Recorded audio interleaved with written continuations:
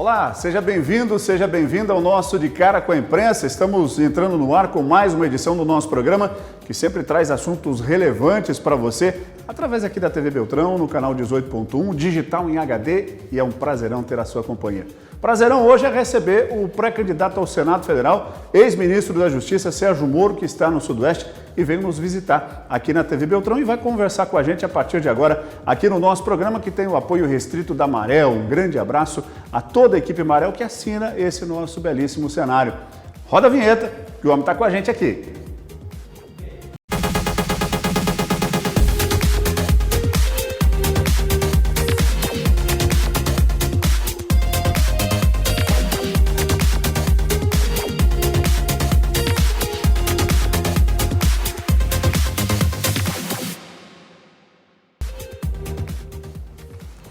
Já estamos de volta com o nosso De Cara com a Imprensa. Mais uma vez, um prazerão poder entrar aí na sua casa. Você que leva a gente através da nossa rede social também.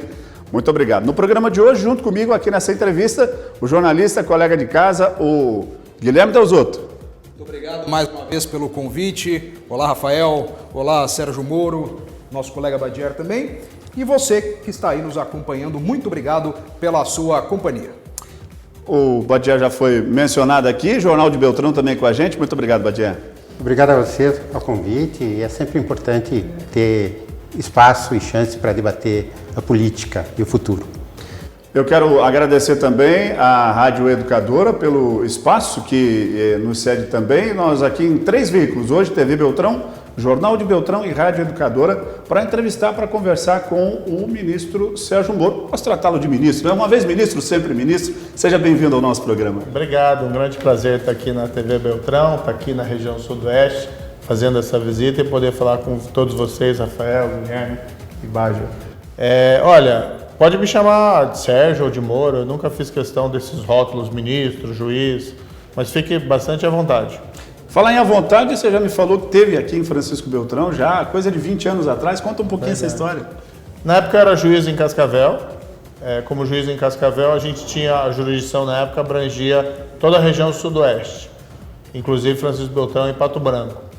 E aí na época foi criada uma nova vara federal aqui na região sudoeste, foi escolhida ali Francisco Beltrão. E como eu estava em Cascavel, a gente de certa maneira estava responsável aqui pela instalação. E vim aqui, evidentemente, né, acompanhar as obras, mas também na inauguração. E aí o juiz que trabalhava comigo, em Cascavel, que era o Mauro Esbaraini, acho que foi o primeiro juiz que ficou trabalhando aqui em Beltrão, até que viesse um novo juiz. Então, tive aqui, mas faz tempo, hein? Foi uns 20 e tantos anos atrás. Até encontrei uma pessoa que me perguntou, né? Ah, mas você foi depois lá no jantar, não sei o quê? Eu acho que eu fui, né? Lembrar, né? Se vir na inauguração, ia perder o jantar, né? Mas eu não me lembro, 20 anos atrás. Pois é, agora todos conhecem a sua trajetória até aqui, a sua vida como juiz e o seu empenho no combate à corrupção.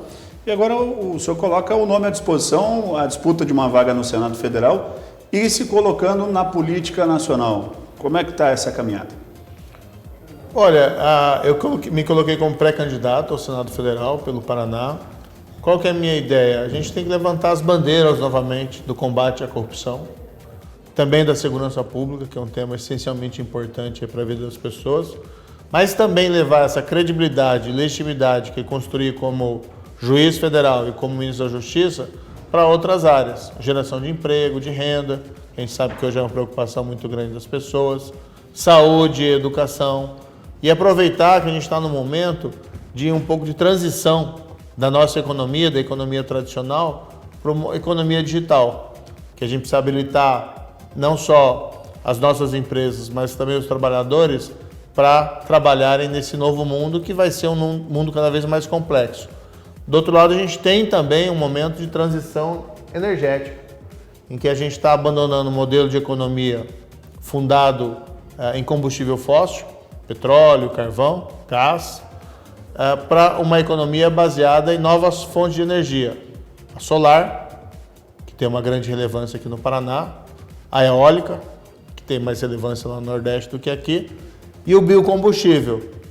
Tem uma fronteira nova que a gente tem que aproveitar essa oportunidade para dar novos passos de desenvolvimento. Mas sem deixar de lado a minha bandeira também tradicional, que está no meu DNA, que é o combate à corrupção e a segurança pública.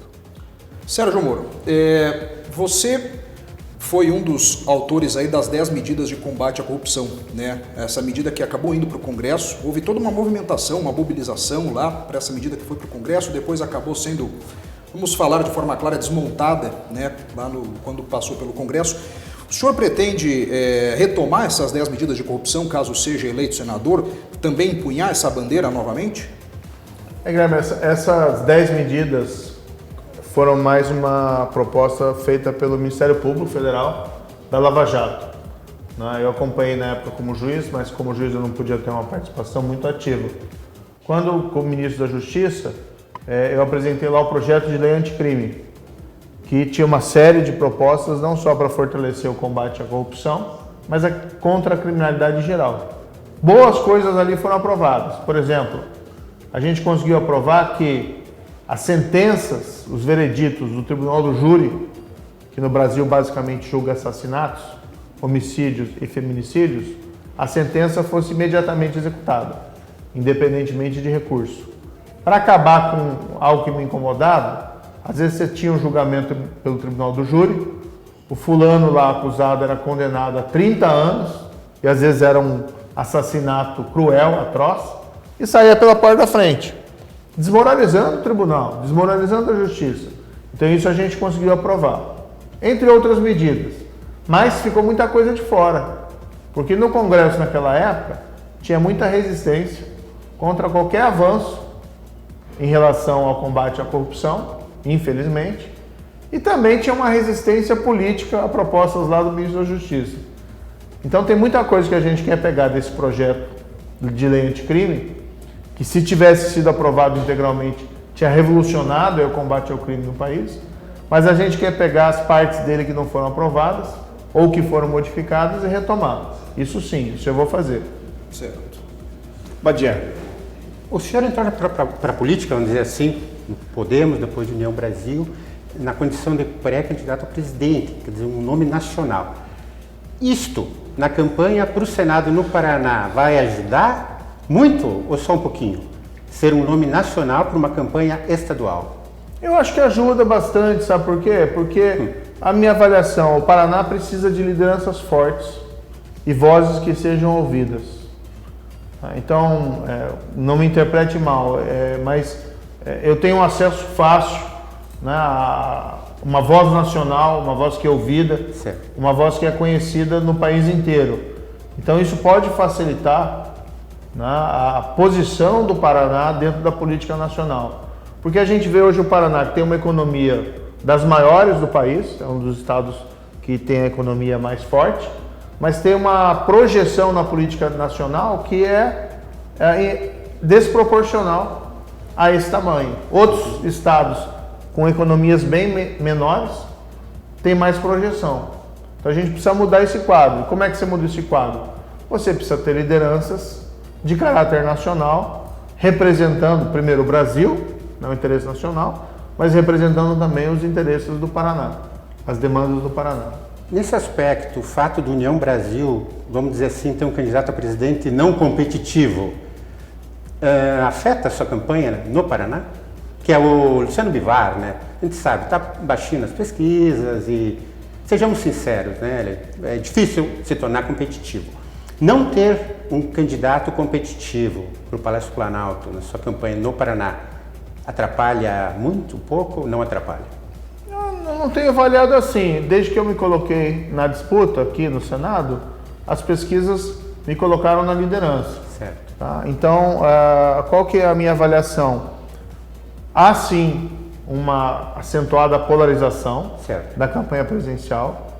Eu particularmente sou contra, porque eu acho que essa polarização divide muito o país. E se confirmada a polarização, quem ganhar não unifica o país, vai permanecer a casa dividida. Em casa dividida os problemas não são solucionados. O União Brasil está oferecendo uma alternativa, que é o Luciano Bivar, certo, que de fato, né, ainda nas pesquisas não está tendo aquela projeção, mas a gente tem uma expectativa de que com o horário eleitoral, o tempo de TV do União Brasil, nós possamos pelo menos colocar as propostas e deixar como uma opção para o eleitor. De todo modo, nesse cenário de polarização e de um cenário que eventualmente alguém não desejado por 50% da população seja eleito, de um lado ou de outro, é importante lembrar ao eleitor, olha, presta atenção na eleição para o Senado, presta atenção na eleição para a Câmara dos Deputados, presta atenção na eleição para a Assembleia Legislativa e para o Governo do Estado, porque talvez o espaço que nós tenhamos para melhorar a vida das pessoas nos próximos 4 anos não seja da Presidência da República. Pelo Legislativo. Né? Passe pelo Legislativo. E talvez, a depender do cenário, o Legislativo seja um local importante para a gente também ter oposição a propostas que possam vir da Presidência da República. Exato. Que nos joguem para trás. Então tem muita gente que não gosta nem de um nem de outro dos extremos. E tem receio que pode acontecer no país nos próximos 4 anos. Então dá uma olhada quem que você vai eleger para o Senado. Nesse ponto, eu acho que isso até facilita. Entendo. E a gente precisa ter aqui, que eu acho fundamental, pessoas independentes. E pessoas que você sabe que não vai mudar de lado. Porque hoje no mundo político, tem gente que está com o Bolsonaro e há pouco tempo atrás estava com o Lula. Exato. E a depender quem virar o presidente, muda de novo. Entendeu? Então, assim, pode ter certeza o nosso telespectador. Eu não me vendo por cargo, eu não me vendo por emenda, e eu tenho a minha história para provar isso. Sérgio Moro, você disse que o seu projeto anticrime lá, que foi para o Congresso, e houve uma grande resistência no Congresso para a aprovação dele, por conta aí dos tópicos que ele propunha para combate à corrupção especificamente. E aí você fala nessa questão de defender, de empunhar essa bandeira da corrupção, anticorrupção. Como você pretende executar esse trabalho, já que a gente sabe que no Congresso, no Senado, uma andorinha só não faz verão. Então, com tanta resistência que existe no Parlamento, como você pretende enfrentar essa resistência? Olha, eu estou indo como representante, não só... Estou indo, né? Desculpe. Me colocando. Estou me colocando para ir. E a gente tem que tratar esses assuntos com bastante humildade. Vamos começar a caminhar na direção certa, vamos buscar fazer as alianças necessárias. Vamos lembrar que eu vou estar no maior partido do país, que é a União Brasil, ele pretende continuar grande, vai ter um corpo, né, de parlamentares, não necessariamente todos eles comungando das mesmas específicas ideias, mas você tem um espaço de construção. E as coisas mudam rapidamente no Brasil. Vou colocar um exemplo, na Lava Jato mesmo, ninguém imaginava que ela ia chegar onde chegou. E foi feito por um juiz de primeira instância, que no caso eu lá, a diversas mãos, com o Ministério Público, com a polícia, só foi possível com o apoio da opinião pública, da sociedade, mas você vê que de repente as coisas se tornaram viáveis. Né? E hoje a gente está numa situação completamente diferente, mas serve de lição como as coisas mudam rapidamente no Brasil. Então, sim, tem um espaço de transformação, eu tenho uma voz ativa e eu tenho a minha independência e eu vou trabalhar para fazer o meu melhor possível. Que vai resolver de um dia para a noite, não. Mas posso assegurar que a gente vai trabalhar na direção certa. Não só nas pautas que fazem parte aqui do meu DNA, combate à corrupção e segurança pública, mas nessas pautas também que são essenciais para melhorar a vida das pessoas, economia, educação, saúde e outras políticas públicas.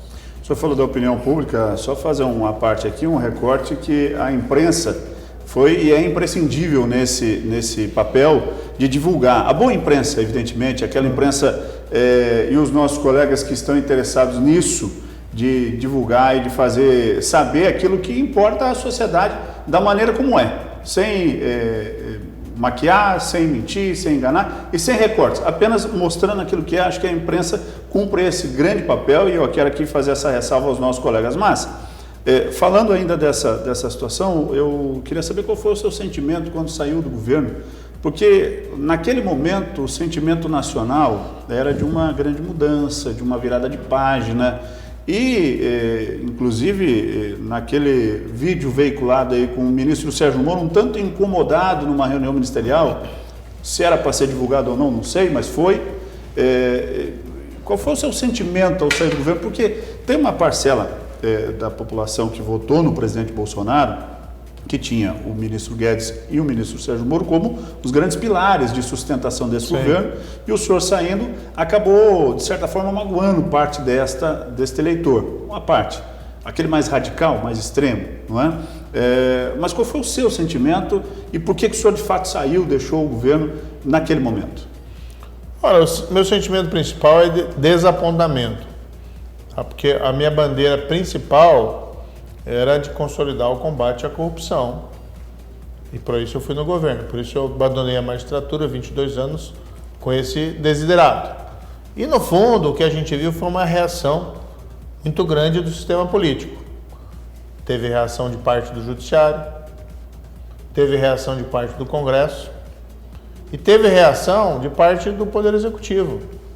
Eu não tive dentro do governo o apoio necessário para aprovar essas reformas. E o próprio governo, em certos casos, atuou contra. Chegou um momento, por exemplo, que eu defendo, a Polícia Federal, a Polícia Judiciária tem que ter autonomia, tem que ter independência para fazer o seu trabalho. E ali foi o momento que eu tinha que me definir. Ou eu sou coerente com o que eu defendo, meus princípios e valores, ou sou coerente com coisas erradas. Eu prefiro sair, não me vendo por cargo. Eu sou firme nos meus princípios. Eu sei que muita gente ficou chateada, eu sei que muita mentira foi espalhada sobre as razões da minha saída, mas eu preciso ser verdadeiro comigo mesmo. Podia estar lá, Rafael, ministro da Justiça, mas para mim, fundamental é a coerência. E as pessoas que me apoiaram na Lava Jato não compreenderiam se eu assumisse um papel de ministro da Justiça como se fosse um advogado do presidente. Não é esse o papel do ministro da Justiça.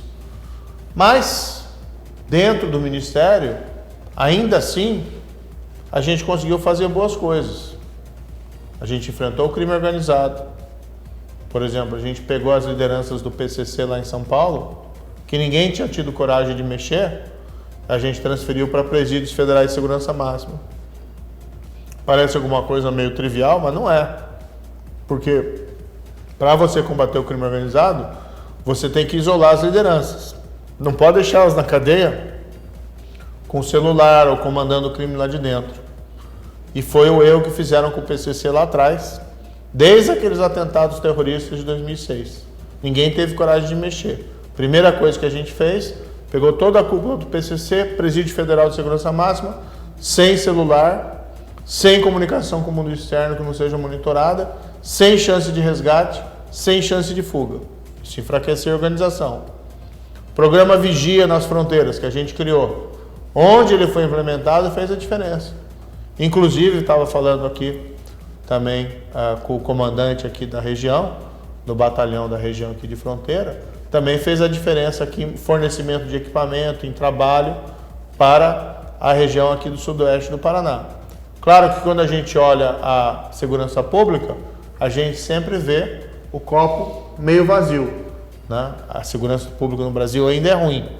Mas eu posso te dizer o seguinte, em 2019, ano da minha gestão no Ministério da Justiça, assassinatos no país caíram 22%.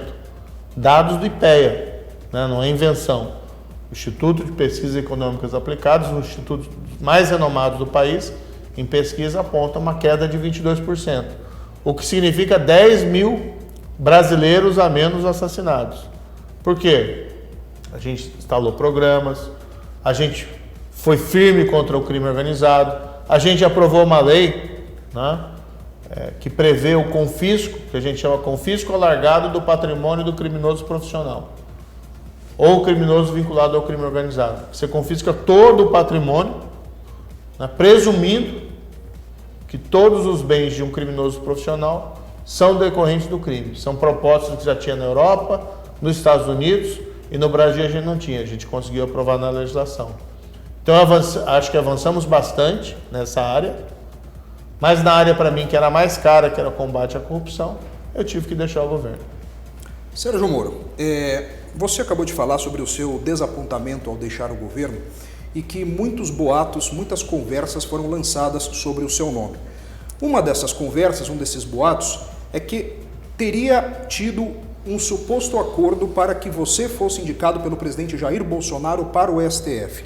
Houve algum acordo desse tipo? Houve algum não cumprimento de acordo com relação a isso? Não cumprimento de acordo que houve, o presidente tinha se comprometido a dar todo o apoio para o combate à corrupção. Isso não houve. Tá? E isso acabou finalizando naquele episódio de interferência na Polícia Federal, que levou a minha saída imediata. Tem outros episódios também. Eu até escrevi um livro, né, contra o sistema da corrupção, que é mais ou menos um relato de casos que eu tive na Justiça, no Ministério da Justiça também, e depois até que eu saí, que tem tudo isso um pouco mais detalhado.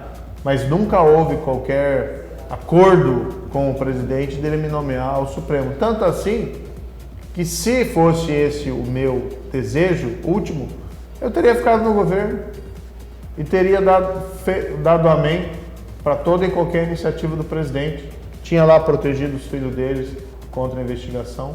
Mas se você vai fazer isso para ganhar um cargo, você está se vendendo. Voltando um pouco para a política. Como é que está a União Brasil no Paraná? Que não tem candidato a governador e pode apoiar o governador Ratinho ou pode apoiar o candidato tucano César Silvestre. Como aconteceu no Rio Grande do Sul, a União Brasil está fechando com o tucano Eduardo Leite, e em São Paulo também com o governador Rodrigo Garcia.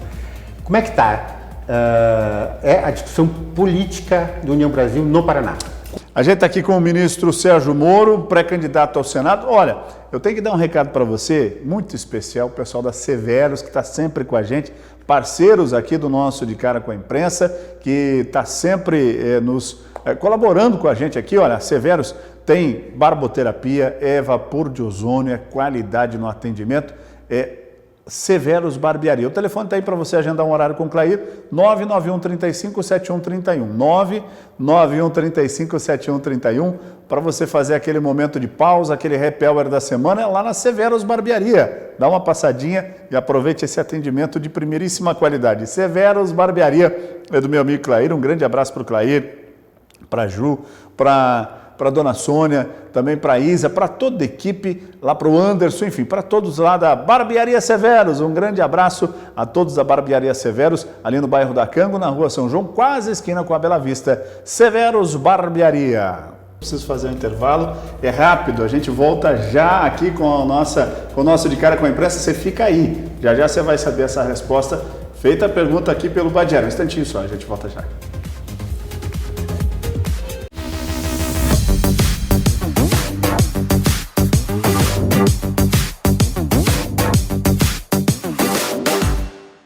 Localizada em Francisco Beltrão, no Paraná, a Marel S.A. possui mais de 54 anos de atuação no mercado moveleiro, oferecendo soluções inteligentes para viver bem. Nossa fábrica conta com 40 mil metros quadrados de área construída, com máquinas e equipamentos de alta tecnologia, frota própria e matérias-primas rigorosamente selecionadas. Tudo é produzido com muito cuidado e profissionalismo pelos nossos mais de 400 colaboradores. É na nossa fábrica que os sonhos se tornam realidade. Em Francisco Beltrão está a Merizio, distribuidora de medicamentos, com atendimento diferenciado, se destaca no ramo, entregando em todo o Brasil. Equipe motivada e sempre comprometida com o melhor para quem busca qualidade e entrega superior. Então, para farmácias e drogarias, o melhor em qualidade, atendimento e preço é Merizio, distribuidora de medicamentos. Mais uma marca de Francisco Beltrão para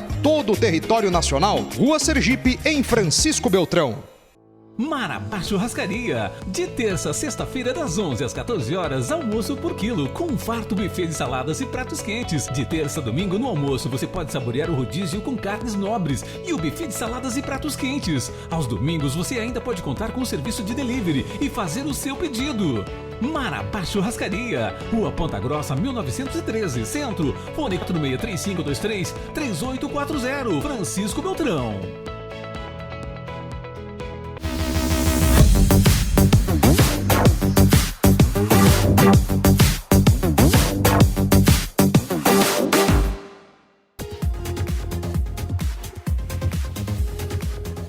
Estamos de volta com o nosso De Cara com a Imprensa, agradecendo a sua audiência, o seu carinho, você que está conosco aí sempre, todas as segundas-feiras aqui e aos sábados também no nosso Reprise. A gente está conversando com o ex-ministro Sérgio Moro, ele é pré-candidato ao Senado Federal pela União Brasil, está gentilmente nos atendendo. Eu quero aqui agradecer a equipe do ministro, a Amanda, em primeiro plano, e depois a Karina, que está aqui também junto com a gente, ela que, o pessoal fica nos bastidores, né, ministro, às vezes não são lembrados e a gente precisa fazer esse agradecimento, porque ela que faz essa ponte, fez essa ponte para que a gente pudesse estar nesse momento, agradecer às assessorias. Então, eu quero falar para você da Pizzaria Valentina, aquela delícia. Pizzaria Valentina é feita no forno a lenha. Olha aí, ó, o telefone está na tela, 99902-8574, 99902-8574 para você pedir agora essa deliciosa pizza feita no forno a lenha. Com borda ou sem, com catupiry ou cheddar, aí você escolhe, chega quentinha na sua casa, a legítima Pizza Valentina. Que delícia! Peça agora, Pizza Valentina. E o Badian Vicari fez uma pergunta antes da gente ir para o intervalo sobre como é que o senhor vai estar aí na eleição, em qual palanque, como é que a União Brasil se posiciona aqui no estado do Paraná? Olha, a União Brasil é o maior partido do país, tem uma presença relevante aqui no Paraná. E um dos objetivos claro que tem os projetos individuais, formar bancada, no meu caso a pré-candidatura ao Senado, mas o nosso interesse principal é fortalecer o partido, né, aqui dentro do Paraná, não ficar dependente de boa vontade de outros partidos ou coisa parecida. Nós vamos definir isso ainda, qual que vai ser a nossa posição, se iremos ou não apoiar a reeleição do governador Ratinho Júnior. Eu tenho uma boa relação com ele, tenho uma relação cordial, não tenho um antagonismo específico, mas a gente vai avaliar dentro do partido se essa é a posição que vai ser adotada, ou se o partido vai correr independente, vai preferir ficar, né, sem liberar todo mundo para cada um apoia quem quiser, ou se eventualmente vai fazer uma aliança com outro candidato. O César Silvestre seria do PSDB, né? Eventualmente, a gente não sabe ainda quem vão ser os contendores. Eu posso te garantir que a gente não vai estar com o PT. Sim. E com o Roberto Requião. Aí é como água e vinho ou água e vinagre, né? Vinagre azeite. Água e azeite, água e azeite que não se mistura. Não, mas aqui é vinagre mesmo, o PT. Ele apontou para a sua direção, não, desculpa. A verdade são opiniões do ministro, né? Não, brincando. Mas enfim, a gente vai decidir ainda, né? Mas tem conversações, como é natural no mundo da política, e tem várias questões a serem sopesadas, inclusive o cenário nacional. De fato, né, o governador lá de São Paulo, Rodrigo Garcia, que é candidato à reeleição, sinalizou agora o apoio à pré-candidatura do Luciano Bivar, o mesmo ocorrendo com o Eduardo Leite, que era o governador do PSDB lá do Rio Grande do Sul, lá para o Bivar também. Mas isso não necessariamente significa que vai acontecer o mesmo aqui. Certo. Sérgio Moro, sobre o senador Álvaro Dias, né? O senador Álvaro Dias é considerado aí o seu padrinho político, a pessoa que te filiou no Podemos, te trouxe para a política. Aí na sequência você saiu do Podemos, foi para a União Brasil e agora vai concorrer, né? É pré-candidato ao Senado com vistas aí a concorrer com o Álvaro Dias. Isso não seria uma espécie de traição, alguma coisa nesse sentido? Não, Guilherme, primeiro a gente tem que deixar muito claro que o Álvaro Dias nunca foi meu padrinho político. Não. Não, a minha carreira pública, o que é? 22 anos de magistratura. Caso Banestado, casos contra grandes traficantes de drogas. O pessoal fala muito lá do interrogatório do Lula, mas eu interroguei também o Fernandinho Beiramar. Tive processo contra ele e a quadrilha dele. Condenei, decretei prisão. E depois a Lava Jato, que a gente aqui escreveu uma história do Brasil a partir do Paraná. Rompeu com a impunidade da grande corrupção. E depois o meu trabalho no Ministério da Justiça, que a gente fez o quê? Combateu o crime organizado, reduziu a criminalidade violenta. É isso que me projetou na vida pública. E o Álvaro Dias não tem nada a ver com isso. Mas ele te filiou num partido. Não, mas isso faz padrinho político? Teoricamente. Padrinho sim. político é quando você contribui para a construção da carreira de alguém. Então, um governador que nomeia um secretário, e aquele secretário se destaca e depois sucede lá o governador. Padrinho político interpreta dessa maneira. Então, a minha carreira pública é uma carreira pública independente. O que eu devo, sim, meu padrinho político, é o povo paranaense e o povo brasileiro, que deu o apoio necessário lá para os trabalhos, principalmente da Operação Lava Jato. Eu me filiei, eu respeito lá o senador Álvaro Dias, mas chegou um momento no Podemos que a gente verificou que a estrutura partidária não seria suficiente para a candidatura presidencial, além de dentro do partido o apoio estar sendo retirado, o que me fez movimentar para um outro partido do União Brasil para continuar o projeto político. Então, assim, se acontecer essa concorrência, e eu não tenho certeza se isso vai acontecer, se realmente o senador vai ser candidato à reeleição, se isso acontecer, nós vamos disputar em alto nível, mas longe de qualquer possibilidade de se falar em traição ou que ele foi meu padrinho político. Não houve nada disso. Ok. A gente vê essa movimentação, inclusive com a sua candidatura, ou pré-candidatura nesse momento, né? Embora eu imagino ela deva ser confirmada de fato nas convenções, mas nesse momento, por questão legal, a gente não pode dizer candidato, mas sim pré-candidato. Sim, sim. E a gente vê também o Deltan, que foi colega de trabalho na Lava Jato pelo Ministério Público, aí pré-candidato a deputado federal pelo Paraná também. Como é que o senhor está vendo e essa relação, como é que fica? Vocês têm amizade? Vocês têm conversado sobre política ou não? Como é que vocês estão vendo? Porque, de fato, o que manda no Brasil é o Congresso. São os 513 deputados, os 81 senadores. O Executivo meio que fica na mão. A gente tem um pseudo-parlamentarismo, né? Porque, eu digo pseudo porque se fosse parlamentarismo de fato, seria uma estrutura completamente diferente. Cairia o primeiro-ministro, aí dissolve e faz outra coisa. Aqui não. Cai o presidente, se for o caso, os parlamentares continuam. Né, nos seus privilégios todos, enfim. Mas como é que está essa relação e o que vocês estão vendo em relação a isso mesmo, essa estrutura de legislativo e do Congresso Nacional? Não, de fato, hoje houve nos últimos anos, não só nesse governo, uma transferência paulatina do poder para o parlamento, para o Congresso. Então ele tem uma importância cada vez maior. Por isso que até a gente tem que dizer para as pessoas, na fase de pré-campanha e tal, e tem as limitações, mas tem que dizer, olha, preste atenção em quem você vai escolher para senador, para deputado estadual, também para governador, né? Mas falando dos grupos legislativos, você tem que pensar bem quem que você vai escolher como seu representante, isso é fundamental. Em relação ao Deltan, eu tenho uma boa relação com ele. Nós nunca fomos amigos, né, de família ou amigos próximos, mas ele fez um trabalho magnífico ali na Operação Lava Jato, como chefe lá da Força-Tarefa do Ministério Público, né? Fez um trabalho também destacado. E ele acabou optando, a meu ver, por estar não encontrando espaço do Ministério Público Federal, e até mesmo por estar sendo perseguido, buscar um novo caminho de realização dos projetos dele, se colocando como pré-candidato a deputado federal. De certa maneira, é a mesma coisa, embora meu caminho seja diferente.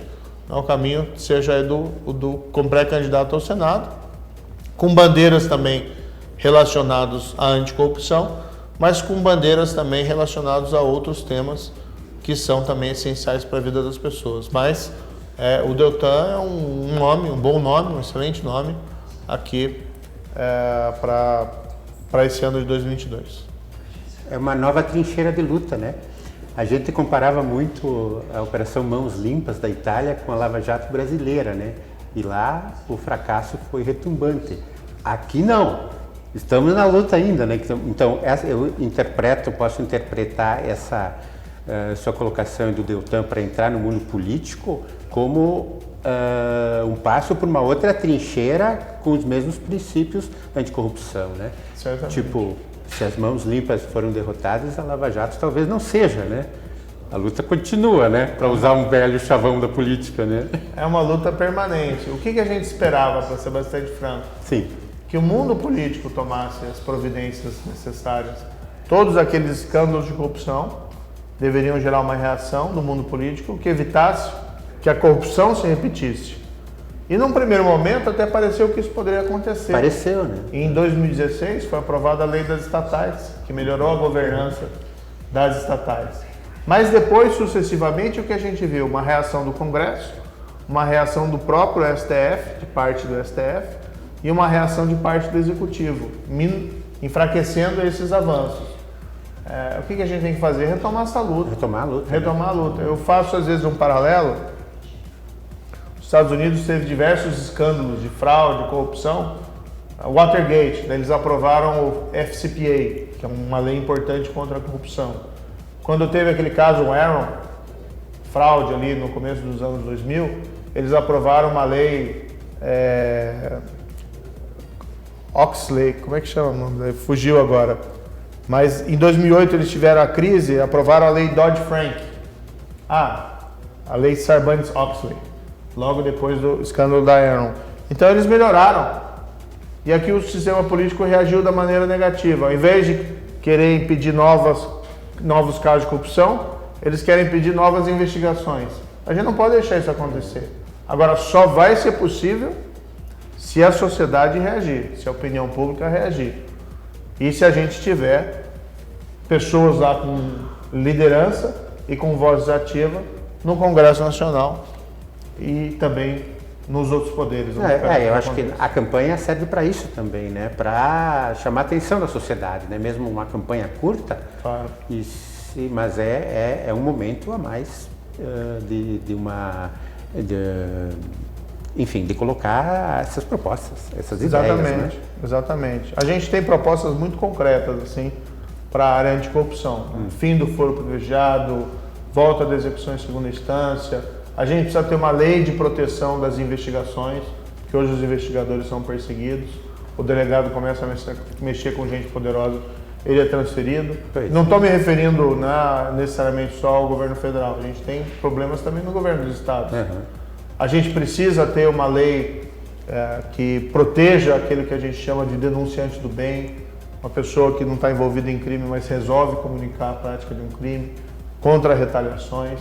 Tem uma série de coisas que podem ser feitas para melhorar. E, principalmente, tem que falar a verdade, para as pessoas saberem a verdade do que aconteceu nos últimos tempos. Quando a gente olha para o Congresso, e aí já o Badiera, que é especialista em política, ele vai lembrar disso, tem os cabeças brancas e os cabeças pretas, né? Aqueles mais antigos. O que o senhor pensa sobre a reeleição?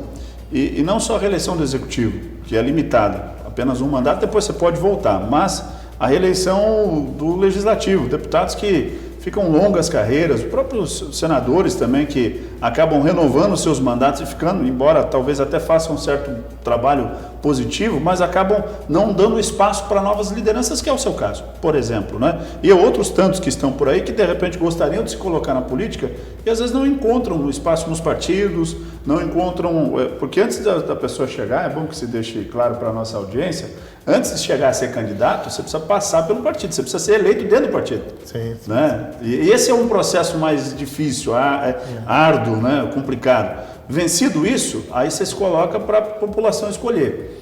Mas o que o senhor pensa em relação a essa reeleição indefinida, infinita para os parlamentares? Eu sempre me posicionei contra a reeleição para o Poder Executivo. Para presidente da República, acho que foi um grande erro.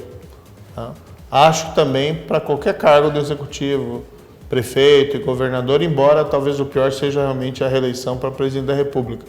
Porque há uma tendência, infelizmente, aquela frase, o poder corrompe, ela é verdadeira. Se a pessoa não tem uma cabeça, uma boa cabeça, se ela não tem um equilíbrio, se não tem princípios e valores fortes, a tendência dela é sempre buscar mais poder ou a perpetuação no poder. Então tem um risco de abuso do poder por conta disso. Por isso que é um perigo você ter a reeleição, independentemente de quem seja lá, porque sempre tem esse risco. Para o Legislativo, eu não cheguei a defender essa bandeira, né? Mas eu acho que a política, a renovação da política, ela faz bem, ela areja e ela evita que surja aquela categoria de pessoas do político profissional. O que você faz? Eu estou sempre sendo aqui deputado, eu estou sempre sendo senador, eu estou sempre aqui sendo vereador E quando você vai ver, às vezes, as realizações da pessoa naquela posição, não são lá muito expressivas. E o sistema político, ele trabalha, basicamente, no seguinte sentido: manter quem está dentro, dentro, manter quem está fora, fora. Então você tem razão, é muito difícil você passar e conseguir uma legenda. E às vezes o sistema quer exatamente evitar qualquer ideia nova ou qualquer proposta diferente. O que eles querem? Às vezes tratam como se fosse um vírus, sabe? Então às vezes até me senti assim, sabe, nos últimos tempos, como se fosse uma espécie de um vírus que o sistema político não quer. Claro que não é um vírus para fazer o mal, mas um vírus de mudança. É que o Sérgio Moro tem lá mais tem expressão, né? Uhum. Tem uma força, tem um potencial. Mas às vezes tem um empresário bem sucedido, tem alguém voluntariado com a sociedade, alguém que tem bons projetos e às vezes não encontra espaço. Né? Não encontra, é verdade. Então, eu acho que a gente precisava pensar até, hoje a gente tem esse fundo partidário, financiamento de campanhas, a gente tinha que pensar mecanismos de que isso pudesse haver uma espécie de que isso não ficasse concentrado nas mãos de poucas pessoas, sabe? Porque esse também é um fator que muitas vezes acaba impedindo que outros que estejam fora compitam em igualdade de condição com quem está dentro. Mas talvez a gente pudesse evoluir para pensar, olha, quem sabe a gente limitar a reeleição no parlamento a 2 mandatos ou a 3 mandatos, se de deputado for, para evitar essa perpetuação mesmo e permitir uma renovação, né? Mais cabeças pretas do que cabeças e dá uma brancas. oxigenada, né? São outras pessoas, mesmo que façam parte do mesmo grupo político, as ideias são um pouco diferentes e as ações talvez também sejam, né? Sim. Até porque já Até porque já é difícil encontrar gente disposta a entrar na política. A política tem uma visão, as pessoas têm uma visão muito negativa sobre a política e quem está na política. Então muita gente que, não vou porque isso é coisa... não quero me corromper, né? Quando a pessoa começa a falar isso, você já vê a visão que a pessoa tem da política. Mas tem bons políticos, né? A gente não pode também fazer essa generalização. Mas a gente precisa melhorar, né? Tanto que a gente vê que um Brasil que cresce e prospera, muitas vezes apesar da política. Agora, Sérgio Moro, desde 2014 o senhor tem, digamos assim, cutucado na ferida de pessoas poderosas, pessoas de colarinho branco, né? Pessoas que têm um grande poder a nível estadual, a nível federal. O senhor mandou prender muita gente como juiz. Primeira pergunta, eu vou até emendar em 2 perguntas aqui porque é pertinente. Primeira pergunta, o senhor teme pela sua segurança, pela sua vida, ou já teve algum período desde 2014 até aqui que o senhor falou, puxa, aqui a coisa está ficando feia para o meu lado?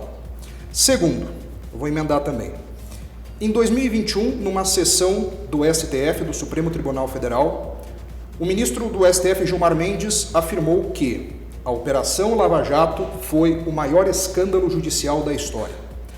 Caso o ex-presidente Lula volte ao poder, seja eleito para mais um mandato, e com esse desmonte da Lava Jato no STF, o senhor teme ser preso? São essas 2 perguntas. A primeira, se o senhor teme pela sua segurança, pela sua vida desde 2014, e essa a segunda, se o senhor teme ser preso com esses possíveis cenários. Não, de forma nenhuma. O que acontece é o seguinte, a Lava Jato ela rompeu a impunidade da grande corrupção do Brasil. E veio a reação. E aí você tem uma série de discursos falsos. Foi criminalizada a política. Não, peraí. Quem foi julgado e condenado e preso no Lava Jato está em 2 situações. Pagou o suborno, recebeu o suborno. Ponto. Só isso. Nenhum lugar do mundo corrupção é aceita dessa forma. Então foi simplesmente a aplicação da justiça na forma da lei. O que acontece é que houve uma reação e parte do Judiciário, parte do Supremo Tribunal Federal, tem essa visão de que corrupção não é um grande problema para o país. E tem sido, infelizmente, né, a meu ver, um grande erro judiciário, tem sido leniente com o combate à corrupção. Não é só o ex-presidente Lula. O ex-presidente lá da Câmara, Eduardo Cunha, que tem lá no processo $1.500.000 depositado numa conta que ele controlava na Suíça e que veio de um contrato da Petrobras. A condenação dele também foi anulada. Qual que é o motivo? Não podia ter sido julgado na Justiça Federal em Curitiba, era para ter sido julgado na Justiça Eleitoral. Então manda um recado para a sociedade horrível, que o crime compensa. Eu particularmente acho tudo isso um grande erro judiciário e que acaba retirando, infelizmente, do Supremo parte da sua credibilidade. Tanto assim que hoje os críticos do Supremo são muitos. E quais foram os melhores momentos do Supremo? Mensalão e quando o Supremo apoiava a Lava Jato. Estava com a credibilidade lá em cima. Hoje em dia tem sido uma instituição muito criticada. Fazendo eu aqui a ressalva que o caminho para isso é a gente melhorar a instituição. Pensar em reformas, pensar em quem vai para o Supremo. Ano que vem nós temos 2 vagas. Né? E essa até é uma razão pelo qual eu estou colocando meu nome para o Senado. Você precisa de vozes lá independentes. Você precisa ter gente que possa dizer não a uma eventual nomeação ruim ao Supremo Tribunal Federal, feita por quem quer que seja o presidente. Mas você pode até pensar num cenário pior de quem pode ser o presidente no próximo ano. Então não tenho nenhum receio, tenho consciência tranquila e cumprir a lei. Zero receio aí de ser preso. A gente tem visto sim uma perseguição, mas eu tenho a lei, a verdade e os fatos do meu lado. Eu ia perguntar em relação a essa relação com o STF, a que o senhor atribui a mudança de posição, porque o STF se posicionou de uma maneira em relação à condenação em primeira instância, na execução, e depois reformou essa decisão e acabou mudando, o que liberou essas figuras como Eduardo Cunha, como o ex-presidente Lula e outros tantos aí. Eles são os famosos da história, mas tem outros tantos que são cometedores de outros crimes, como tráfico, como, enfim, todo tipo de crime, que acaba se beneficiando também, porque é uma questão, uma jurisprudência que acaba alcançando todos eles. A que o senhor atribui essa mudança, na opinião dos ministros, e que fez essa decisão ser reformada? Rafael, vou dizer para você, essa é uma pergunta que você tem que fazer para os ministros. Eles que têm que responder. Por que decidiam de um jeito num dia e no outro dia mudaram o posicionamento? Acho que a explicação tem que vir deles. Isso já chegou a acontecer com o senhor na magistratura? Rever um caso e mudar de opinião em determinado momento? Não, poxa, aqui acho que dava para... Mudar de opinião é sempre possível, né? Agora, o próprio caso do ex-presidente Lula, ele foi preso porque o Supremo autorizou. Certo. Em março de 2018, um habeas corpus foi denegado no Supremo e aí sim que foi expedido o mandado de prisão.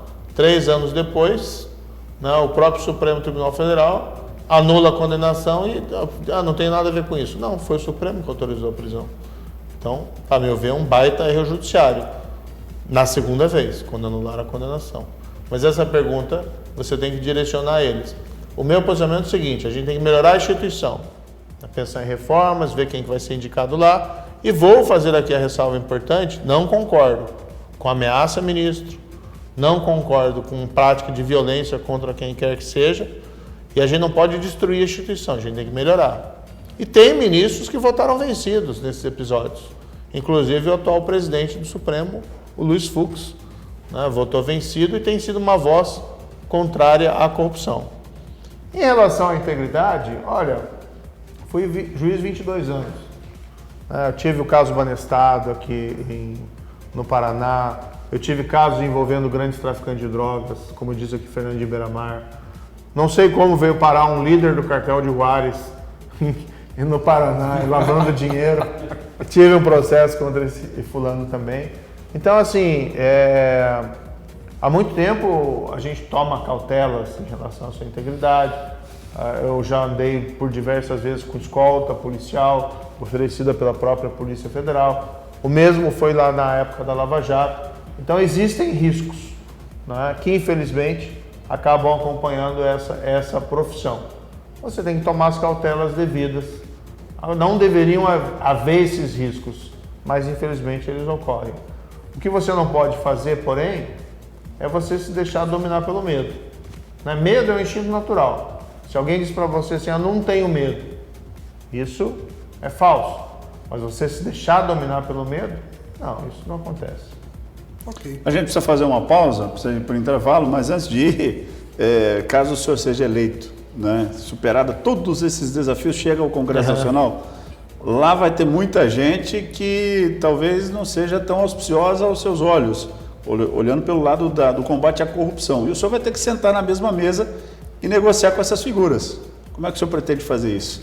Depois do intervalo, o senhor responde essa pergunta, porque a gente faz uma pausa, toma uma água e volta para continuar a nossa conversa aqui com o ex-ministro da Justiça, Sérgio Moro, pré-candidato ao Senado Federal. Instantinho só.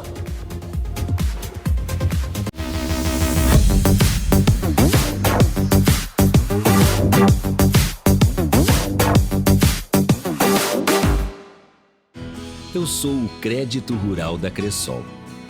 Cooperar com o agro não é opção, é oportunidade. Entre as linhas do campo, avanço, investindo no futuro por conexões férteis. Sou forte, ágil e seguro. Crio raízes. Promovo tecnologias sustentáveis e desenvolvimento. Esse é o meu negócio. Cressol, sua melhor escolha. A Armarinhos Pérola está há mais de 40 anos em Francisco Beltrão, abastecendo todo o sudoeste de Armarinhos. Na rua Sergipe, fone 3523-3236. Armarinhos Pérola, faça-nos uma visita.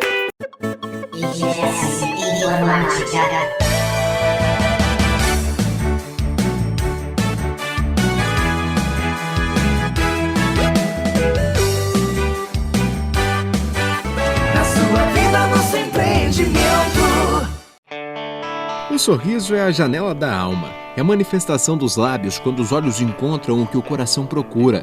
Para o seu sorriso ficar ainda mais lindo, conte com a Alérico Clínica Odontológica. Seus dentes podem ser do jeito que você sempre sonhou, com as lentes de contato dental, indicadas para adultos de todas as idades, com durabilidade média de 15 anos. São mais de 3 décadas de experiência, com uma estrutura de referência pronta para lhe atender. Alérico Clínica Odontológica, na Rua Minas Gerais, em Francisco Beltrão.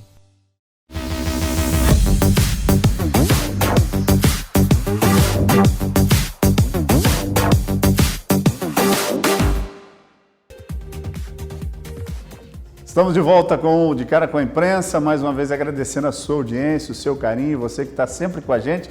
Hoje com uma figura ilustre aqui, ele foi ministro, juiz federal, já botou muita gente grande na cadeia, arrumou bronca, briga com um montão de gente e está aqui com a gente, né? É o ministro Sérgio Moro, que muito gentilmente nos atendeu para conversar aqui com a nossa audiência. Eu perguntava antes da gente ir para o intervalo, justamente sobre isso. Você brigou com muita gente aí da política, né, através da Lava Jato, e condenou algumas pessoas. E o senhor vai ter que sentar, se for eleito senador, para conversar, para negociar, para ajustar e tentar levar o Brasil adiante com algumas dessas figuras. Como é que o senhor pretende fazer isso? Tranca o nariz e vamos embora? Olha, tem muita gente boa na política. Tem gente também que não presta, tá lá. O que eu acho? Você tem que dialogar. Política é arte do diálogo. Quando eu estava como ministro da Justiça, a gente teve que conversar com muita gente para discutir lá os nossos projetos. E eu recebia muitos parlamentares lá. Até uma época que foi feito um levantamento, nos primeiros 6 meses de governo, eu tinha recebido mais parlamentar do que o chefe da Casa Civil. Agora, dialogar com todo mundo não significa dizer que você vai negociar o que você não pode. Então, por exemplo, você não pode vender ou comprar por cargo ou emenda parlamentar, que acontece, infelizmente, né, que a gente ouve por aí. Então, você tem que definir os termos da conversa. E eu tenho uma vantagem que é o seguinte, eu não tenho rabo preso, entendeu? Tem muita gente que vai nesses diálogos e o cara já tem lá um monte de, como é que diz, capivara, né, ou telhado de vidro. E aí não tem condições de se impor porque fica numa posição de vulnerabilidade na negociação, entre aspas. Então, não tem nenhum problema em estar lá no Senado e conversar, mesmo com gente que eventualmente tenha problemas legais. O que você não pode fazer é transigir com a sua ética. Mas você dialogar, você pode falar com todo mundo. Sérgio Moro, você está pleiteando aí essa vaga para o Senado, pré-candidato ao Senado. O senador, ele é o senador do Paraná, o senador pelo estado do Paraná. Portanto, ele tem que conhecer a fundo o estado do Paraná. Quais são os seus conhecimentos aqui da nossa região do Sudoeste? Como você também pretende integrar o Sudoeste ao seu trabalho caso seja eleito?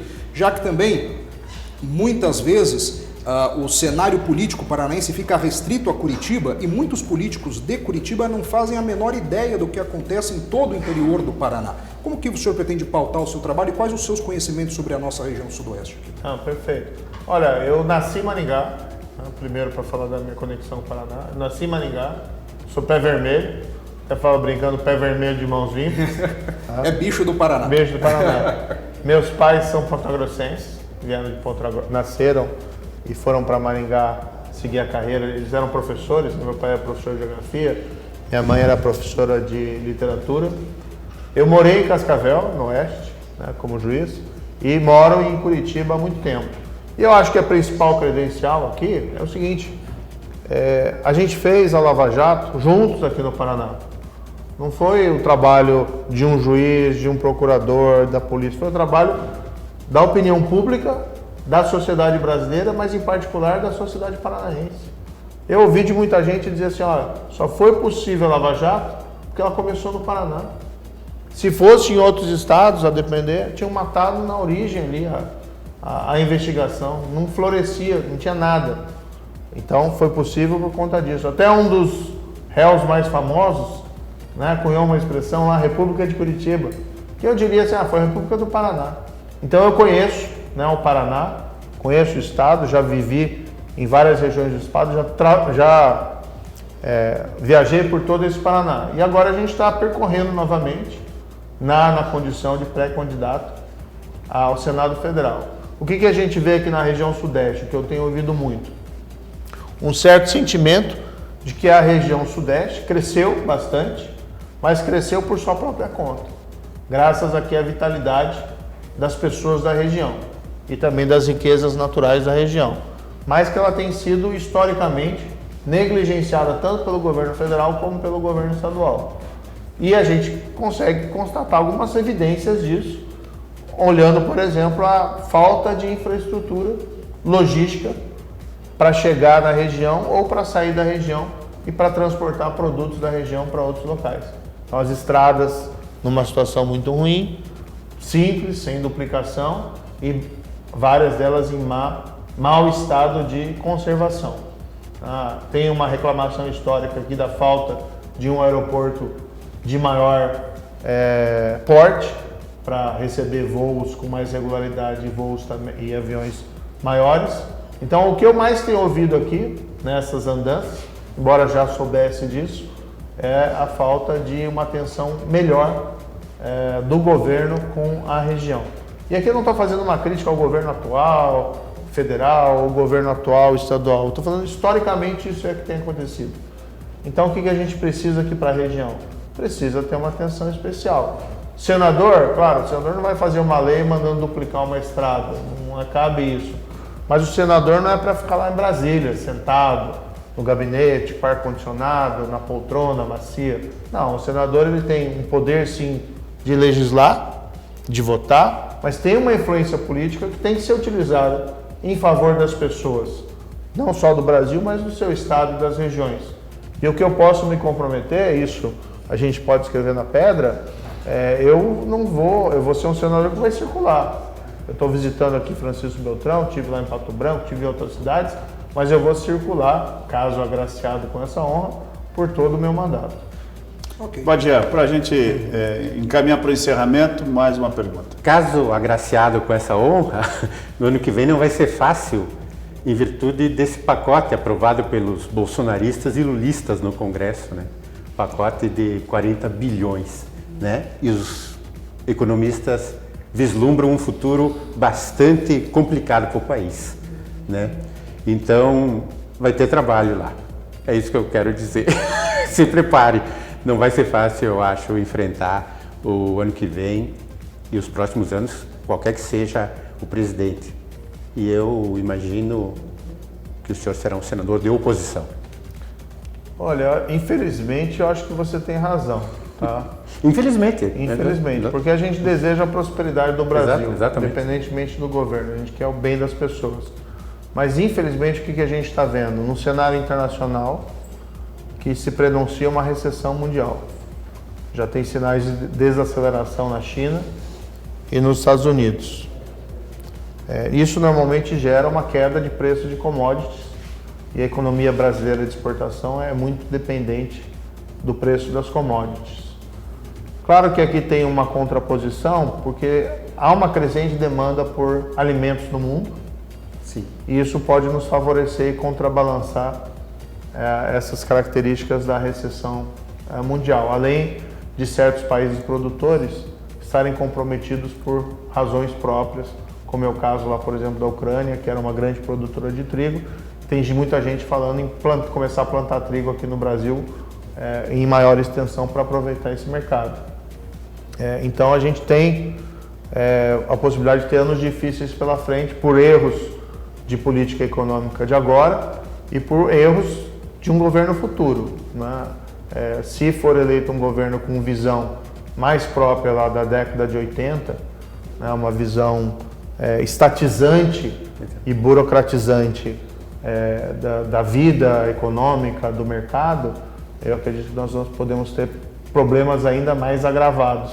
E aí, claro, cresce a importância do Senado, da Câmara, porque... Um parlamento forte, né? Com voz. Exatamente, forte. Um parlamento forte para se opor. Porque aí a gente não pode confiar em quem se omite, em quem se fica ausente ou em quem é desconhecido. Vamos supor o cenário pior aqui, de uma eleição do ex-presidente Lula, para mim é o cenário pior, na minha opinião. Respeito quem gosta e tal, mas eu acho péssimo.